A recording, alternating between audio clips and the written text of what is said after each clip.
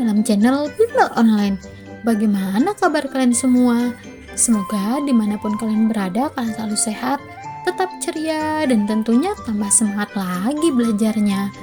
Nah anak-anak, sebelum kita lanjut ke video pembelajaran kita kali ini, jangan lupa di subscribe dulu ya, agar anak-anak tidak ketinggalan akan video-video terbaru dari channel Bimbel Online.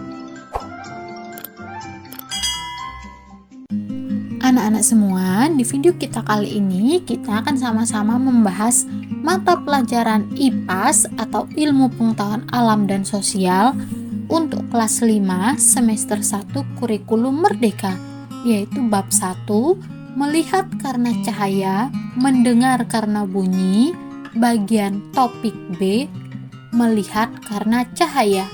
Anak-anak sudah siap? Kalau sudah siap, yuk kita mulai. Kita mulai ya anak-anak. Topik B, melihat karena cahaya. Nah anak-anak, pada topik ini kalian akan menemukan beberapa pertanyaan esensial. Dan pertanyaan esensial ini bisa kalian jawab jika kalian sudah mengikuti video ini ya. Dan di akhir video, pertanyaan esensial yang pertama, mengapa kita bisa melihat benda? Pertanyaan yang kedua, bagaimana cara mata kita bekerja? Nah, untuk menjawab pertanyaan itu, mari kita bahas pembahasan pada topik B, yaitu melihat karena cahaya.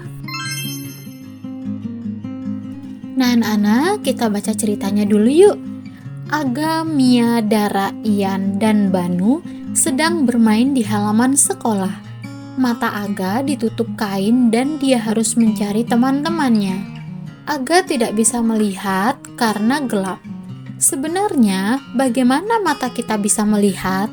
Mengapa jika gelap kita tidak bisa melihat? Yuk kita pelajari bagaimana mata bisa melihat benda. Nah, anak-anak semua, kita langsung saja ya ke bagian mata dan fungsinya. Ada bagian-bagian mata yang terlihat oleh kita, namun ada juga yang tidak. Apa sajakah bagian-bagian mata tersebut? Yuk kita pelajari bersama.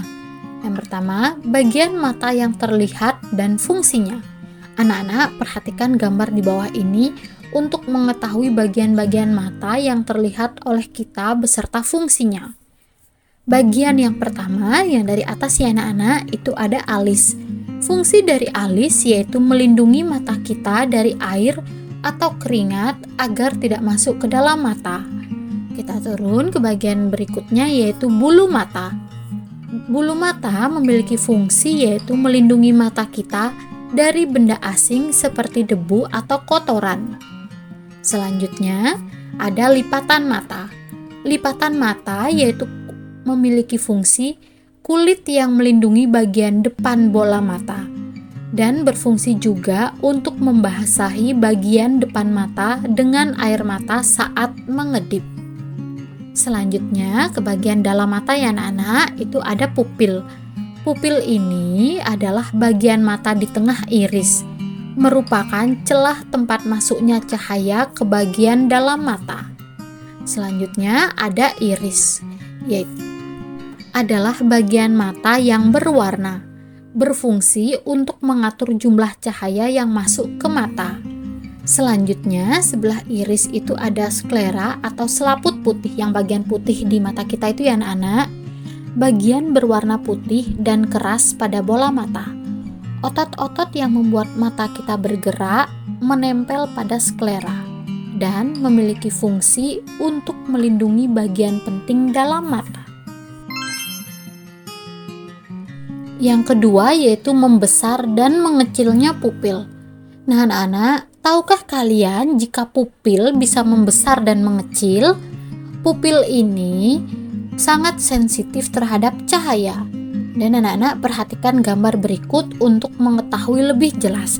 Ini adalah gambar pupil ya anak-anak. Saat kalian berada di tempat yang terang, pupil akan mengecil agar cahaya yang masuk dalam mata kalian tidak terlalu banyak. Sedangkan gambar yang kedua ya anak-anak, saat kalian berada di tempat yang gelap, pupil akan membesar untuk memperbanyak cahaya yang masuk ke mata. Nah anak-anak, itu tadi kita sudah belajar membahas bagian luar mata. Sekarang kita akan sama-sama membahas bagian dalam mata dan fungsinya. Nah, anak-anak, tahukah kalian selain bagian mata luar ada juga bagian mata dalam? Bagian mata ini juga memiliki fungsi yang berperan dalam proses penglihatan kita. Perhatikan gambar berikut untuk mengetahui bagian dalam mata beserta fungsinya. Bagian mata dalam yang pertama yaitu ada kornea. Kornea ini merupakan selaput bening yang melindungi bagian depan mata dan berfungsi seperti jendela mata, yaitu tempat masuknya cahaya ke dalam mata. Yang kedua ada retina. Retina ini merupakan selaput yang terletak paling belakang dan peka terhadap rangsang cahaya. Retina menerima cahaya dan menyampaikan informasi pada saraf mata. Yang ketiga yaitu lensa. Lensa berfungsi memfokuskan dan meneruskan cahaya yang masuk ke mata agar jatuh tepat pada retina. Selanjutnya ada otos ciliaris, yaitu otot di dekat lensa yang berfungsi mengubah bentuk lensa mata. Dan yang terakhir yaitu ada saraf mata. Saraf ini meneruskan sinyal kebayangan yang ditangkap retina beserta warna dan menghubungkan ke bagian khusus di otak. Kemudian, otak menerjemahkan sinyal menjadi gambar yang kita lihat. Nah, anak-anak, ini adalah bagian dalam mata beserta fungsi-fungsinya ya, anak-anak. Anak-anak bisa perhatikan gambarnya baik-baik sehingga menjelaskan yang mana yang bagian dalam mata dan fungsi-fungsinya. Selanjutnya, kita akan sama-sama membahas mengenai lensa mata. Apa sih lensa mata itu? Nah, anak-anak, saat melihat benda jauh dan dekat, lensa mata akan berubah bentuk. Terlalu sering melihat objek dekat atau jauh dapat membuat mata lelah dan kaku. Anak-anak pernah tidak melihat sesuatu sehingga menyebabkan mata anak-anak itu lelah dan kaku? Nah, lensa mata memiliki kemampuan menebal dan menipis. Saat melihat benda yang mendekat, lensa mata akan menebal. Demikian sebaliknya, saat melihat benda yang menjauh, lensa mata akan menipis. Anak-anak bisa perhatikan gambar di bawah ini. Nah, anak-anak, kita lanjut ke pembahasan berikutnya, yaitu bagaimana kita bisa melihat. Anak-anak bisa memperhatikan gambar ini ya, agar bisa mengetahui proses melihat. Yang pertama, adanya dua mata yang kita miliki membuat penglihatan menjadi lebih luas. Setiap mata memiliki dan bisa melihat dengan sudut yang berbeda dan menciptakan penglihatan yang utuh. Mata berbentuk bola dan terdiri atas 3 lapisan. Anak-anak bisa perhatikan gambarnya ya. Lapisan paling luar terdiri atas 2 bagian, yaitu kornea yang berselaput bening dan sklera. Di lapisan tengah, anak-anak bisa melihat ada iris, pupil, dan lensa. Iris memiliki pigmen sehingga berwarna dan berfungsi mengontrol besar kecilnya pupil. Retina dan saraf berada di lapisan yang paling akhir yang berperan dan menangkap dan menerjemahkan sinyal cahaya sehingga dapat diteruskan ke otak dan otak menerjemahkan sinyal yang diterima retina. Nah, anak-anak, ini penjelasan sudah kakak tulis ya untuk menjelaskan gambar yang tadi kita sudah bahas ya anak-anak untuk mempermudah kalian. Nah, anak-anak, kita lanjut ke penjelasan yang berikutnya ya. Proses melihat tidak bisa lepas dari cahaya dan sifatnya. Cahaya dipantulkan hingga masuk ke mata. Ketika cahaya masuk ke dalam kornea yang berupa selaput bening, cahaya akan dibiaskan, lalu masuk melalui pupil dan sampai ke lensa. Lensa akan memfokuskan cahaya agar tepat jatuh di retina. Proses melihat tidak hanya dilakukan oleh mata, namun otak juga memiliki peran. Otak akan menerjemahkan sinyal cahaya yang ditangkap retina dan barulah kita melihat.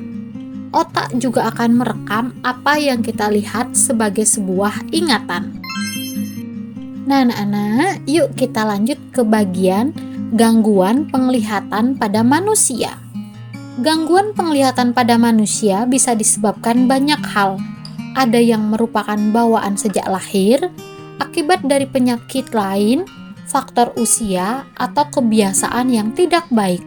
Beberapa gangguan penglihatan bisa diperbaiki dengan menggunakan kacamata khusus atau operasi mata.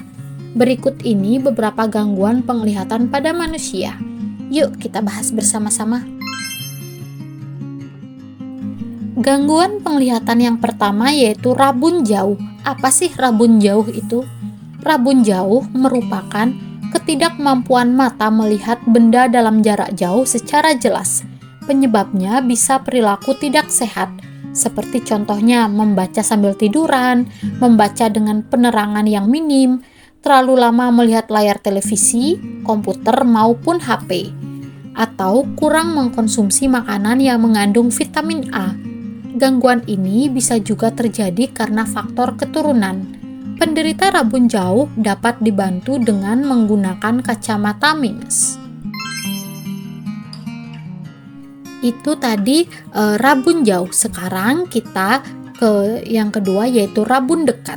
Rabun dekat merupakan ketidakmampuan mata melihat benda dalam jarak dekat secara jelas. Rabun dekat bisa disebabkan karena faktor usia dan umumnya mulai terjadi pada usia 40 tahun ke atas. Disebut juga dengan mata tua. Namun rabun dekat bisa juga disebabkan karena faktor keturunan. Gangguan mata ini dapat dibantu dengan menggunakan kacamata rangkap, yaitu untuk mata tua, dan kacamata plus untuk rabun dekat. Gangguan penglihatan yang ketiga yaitu mata silindris. Mata silindris merupakan kondisi kelainan lengkungan pada kornea yang menyebabkan cahaya yang masuk tidak fokus pada retina. Penyebabnya bisa karena kebiasaan buruk, seperti membaca atau menonton televisi dengan posisi miring, membaca dan menonton sambil tiduran, atau karena faktor keturunan. Gangguan tersebut bisa dibantu dengan menggunakan kacamata silindris.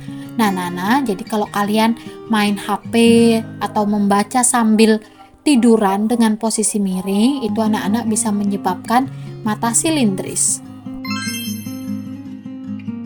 Nah, anak-anak, untuk mencegah gangguan penglihatan tadi, ada beberapa cara paling utama untuk menjaga kesehatan mata, yaitu yang pertama dengan menjaga pola hidup sehat, yang kedua makan makanan bergizi, menjaga kebersihan mata, dan mengistirahatkan mata setelah bekerja di depan layar atau membaca.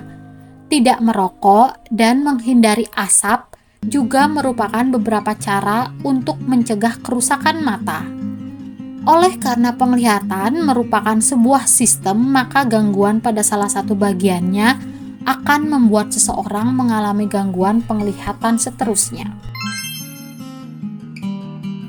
Nah, anak-anak, untuk informasi, selain gangguan penglihatan yang sudah kita sebutkan tadi, ada rabun dekat, rabun jauh, dan mata silindris, ada juga gangguan penglihatan lain yang mungkin pernah anak-anak dengar di kehidupan sehari-hari. Apa saja itu ya? Yuk kita sama-sama membahasnya. Adapun gangguan mata atau gangguan penglihatan itu yang pertama yaitu katarak. Apa sih katarak itu? Katarak merupakan gangguan penglihatan karena lensa mata keruh sehingga cahaya yang masuk tidak bisa diterima oleh retina dengan sempurna. Hasilnya penglihatan seseorang jadi buram bahkan buta. Gangguan ini bisa terjadi karena yang pertama, faktor keturunan, paparan sinar terlalu lama seperti pada pekerja las, yang ketiga, efek dari penyakit diabetes, atau karena faktor usia. Katarak bisa diobati dengan operasi. Gangguan ini dapat dicegah dengan melindungi mata dari paparan sinar. Yang kedua, tidak merokok dan minum minuman beralkohol, serta menghindari makanan cepat saji yang memiliki kandungan lemak, gula, maupun garam yang tinggi. gangguan penglihatan yang biasanya kalian dengar dalam kehidupan sehari-hari. Yang kedua yaitu buta warna. Buta warna merupakan gangguan pada penglihatan warna. Ini bisa diakibatkan kerusakan bagian dalam retina yang berfungsi sebagai penangkap warna. Biasanya gangguan ini terjadi karena faktor keturunan atau bawaan penyakit lain. Nah anak-anak, akhirnya kita sudah di akhir video ya anak-anak. Mari kita sama-sama merefresh atau mereview apa yang sudah kita pelajari dan sudah kita bahas pada topik ini, yaitu apa yang sudah aku pelajari. Nomor 1, bagian mata adalah yang berfungsi untuk melindungi mata dan ada juga yang berfungsi untuk membantu kita melihat. Yang kedua, bagian-bagian mata yang terlihat yaitu alis, bulu mata, lipatan mata, pupil, iris, dan sklera. Sedangkan yang nomor 3, bagian-bagian dalam mata meliputi kornea, lensa, retina, otot siliaris, dan saraf mata. Yang keempat, pupil dapat membesar dan mengecil sehingga dapat mengatur banyak sedikitnya cahaya yang masuk ke dalam mata. Yang 5, lensa mata dapat menebal dan menipis untuk mengatur fokus cahaya. Yang ke-6, mata menangkap cahaya yang dipantulkan benda. Dan 7, cara menjaga kesehatan mata diantaranya tidak melihat sinar yang terlalu terang dan tidak melihat objek dekat terlalu lama.